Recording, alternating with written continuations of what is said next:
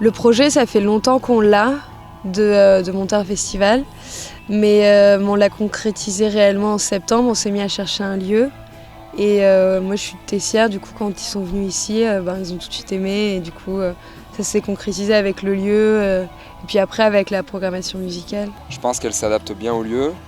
Elle est assez variée, donc que ce soit au niveau de la musique, même au niveau des installations.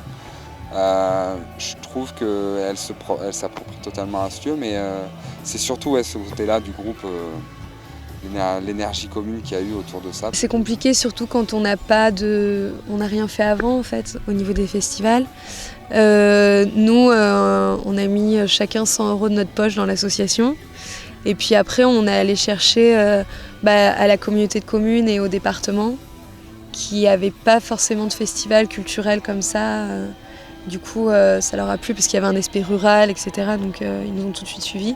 Et une fois qu'on a eu ces aides-là, après on a pu avoir d'autres aides, d'autres appuis et beaucoup de partenaires privés en fait la première année, comme on ne peut pas avoir trop d'aides publiques. Après c'est ici, c'est local, et en même temps d'apporter aussi aux gens d'ici, parce que moi j'ai plein de copains qui habitent à Aurillac, qui font le festival, qui font quelques concerts à droite à gauche, mais ils n'ont pas la chance d'avoir non plus une programmation toute l'année, quoi. Donc c'est aussi pour offrir aux Aurillacois et aux gens du coin qu'est-ce qu'on peut écouter ailleurs, que ce soit à Paris, à Lyon, à Tulle ou à Rodez. Si c'est de qualité, de toute façon on n'est pas obligé d'aller dans les grandes villes. Pour venir ici, c'est un peu un parcours du combattant parce qu'on n'a pas vraiment d'électricité, on n'a qu'un accès à l'eau, on n'a pas de réseau.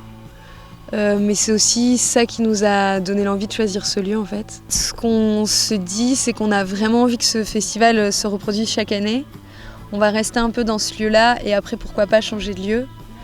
On a envie de faire un peu grossir le festival, mais toujours le garder à taille humaine.